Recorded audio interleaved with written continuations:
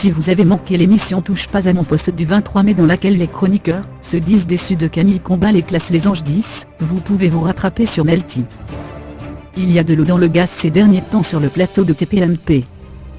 De plus en plus de chroniqueurs n'hésitent pas à se tirer dans les pattes.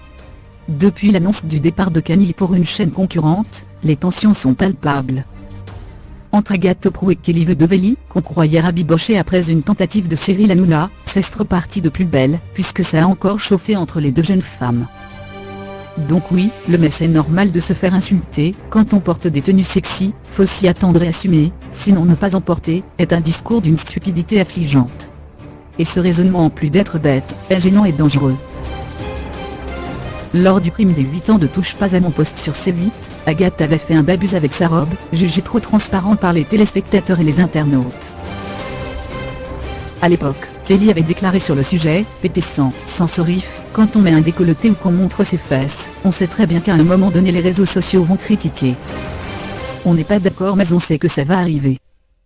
Une phrase malheureuse qui avait déclaré la guerre entre les deux femmes.